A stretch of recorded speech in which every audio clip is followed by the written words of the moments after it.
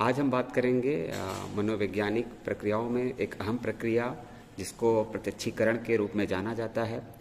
तो प्रत्यक्षण एक ऐसी प्रक्रिया है जिसके द्वारा जीव अपने आंतरिक या अपने बारे में सूचनाएं प्राप्त करता है, और ये परिभाषा कुलमैन ने दी थी।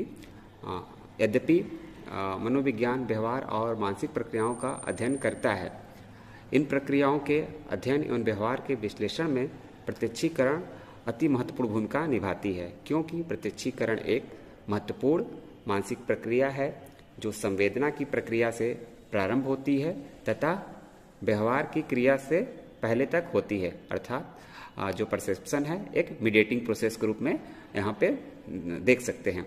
अतः वास्तव में प्रत्यक्षीकरण एक सक्रिय, चयनात्मक, संज्ञानात्मक मानसिक प्रक्रिया है जिससे व्यक्ति अपने आंतरिक अंगों तथा बाह्य वातावरण में उपस्थित उद्दीपकों का तत्कालिक अनुभव करता है। कैरेक्टरिस्टिक्स ऑफ परसेप्शन, प्रत्यक्षीकरण की क्या क्या विशेषता हो सकती है। तो प्रत्यक्षीकरण के लिए उद्दीपक का होना अति आवश्यक है। बिना उद्दीपक के प्रत्यक्षीकरण की प्रक्रिया नहीं हो सकती है। दूसरी विशेषता के रूप में कह सकते हैं प्रत्यक्षीकरण उद्दीपक का तत्कालिक अनुभव होता है, इमीडिएट नॉलेज होता है। अर्थात कोई उद्दीपक हमारे सम्मुख आता है तो उसका अनुभव उसकी उपस्थिति के साथ ही होता है, ना कि उसके उपरांत या उसके पश्चात। प्रत्यक्षीकरण एक जो है कॉग्निटिव प्रोसेस है, यानी संज्ञानात्मक प्रक्रिया है। संज्ञानात्मक प्रक्रिया का अर्थ होता है कि उद्दीपक के बारे में ज्ञान प्राप्त करना। प्रत्यक्षीकरण एक सेलेक्टिव प्रोसेस भी है, यानी चयनात्मक प्रतिक्रिया है। जब हमारे सामने कई उद्दीपक एक साथ उपस्थित होते हैं तो हम अपनी आदत, रुचि, प्रेरणा के अनुसार कुछ उद्दीपकों का ही चयन करते हैं या उस पर ही ध्यान देते हैं।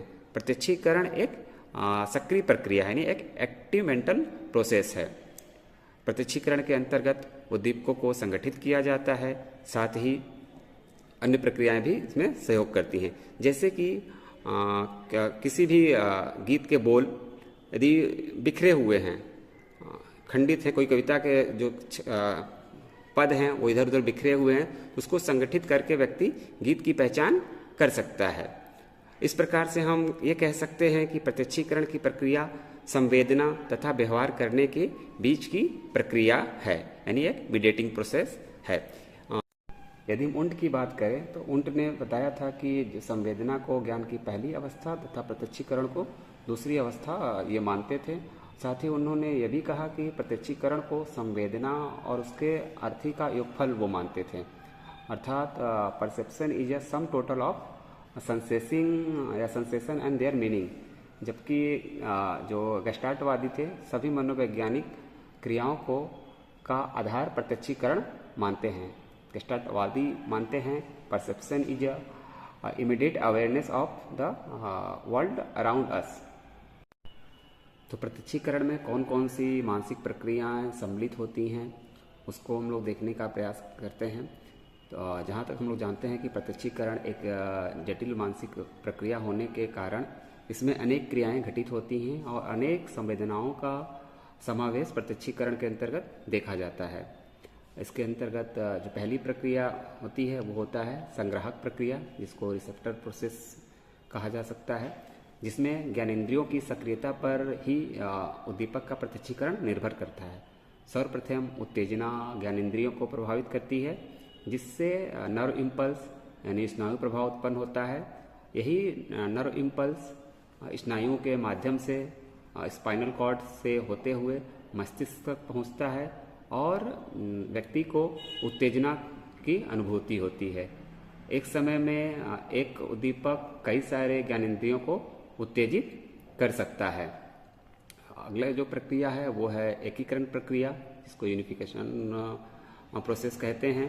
जब उद्दीपक हमारी विभिन्न ज्ञानेंद्रियों को उद्दीपित करता है तथा उससे उत्पन्न आवेगों का अर्थ जब मस्तिष्क में पहुंचता है तो वह एकीकृत वहाँ पर हो जाता है और हमें उद्दीपक का प्रत्यक्षीकरण फलस्वरूप होता है। जैसे जब कोई व्यक्ति फूल देखता है, उसके सामने फूल आता है, तो उसकी जो नाक है, उसका आँख है, उसकी त्वचा से तीनों जगह से की ज्ञानेंद्रियाँ उद्दीपित होती हैं और व्यक्ति फूल का प्रत्यक्षीकरण करता है।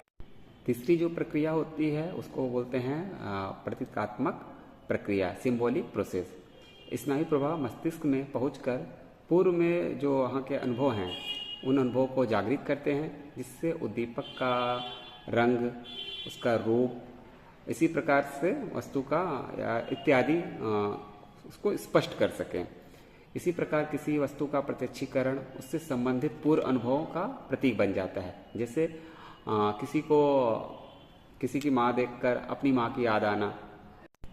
चौथी प्रक्रिया भावात्मक प्रक्रिया, अर्थात जिसको अफेक्टिव प्रोसेस के रूप में याद रखा जा सकता है, जिसमें वस्तु का प्रत्यक्षीकरण होने पर प्राणी के मन में उस वस्तु को लेकर विभिन्न तरह के भाव, जैसे सुखद या दुखद या तटस्थ उत्पन्न होते हैं। जैसे किसी पुराने मित्र से मिलने पर सुखद अनुभूति होती है।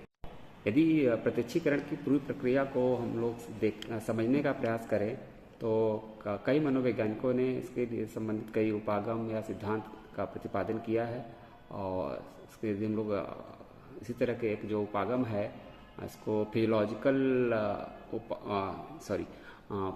अप्रोच के रूप में जाना जाता है, यानी दैहिक उपागम, जिसको देने वाले हैब हैं। इस सिद्धांत के अनुसार प्रत्यक्षीकरण की व्याख्या न्यूरोदैहिक प्रक्रम, न्यूरोफिजियोलॉजिकल मैकेनिज्म के रूप में की जाती है, जिसमें जब किसी उद्दीपक से व्यक्ति की जो ज्ञानेंद्रियां हैं यानी सेंस ऑर्गन है प्रभावित होती हैं, तो उससे जो तंत्रिका आवेग उत्पन्न होते हैं जो मस्तिष्क के क्षेत्र में पहुंचकर व्यक्ति को उसका प्रत्यक्षीकरण कराते हैं। ज्ञानेंद्रियां से लेकर मस्तिष्क तक होने वाली प्रक्रिया को न्यूरोफिजियोलॉजिकल मैकेनिज्म कहा जाता है। इस उपागम की व्याख्या हेब ने किया था और हेब का योगदान काफ़ी इसमें महत्वपूर्ण है। हेब के अनुसार यदि हम लोग प्रत्यक्षीकरण को जानने का प्रयास करें तो उन्होंने कहा था कि प्रत्यक्षीकरण अधिकतर अंश जो होता है इनेट होता है, यानी इनेट ना होकर ये अर्जित होता है।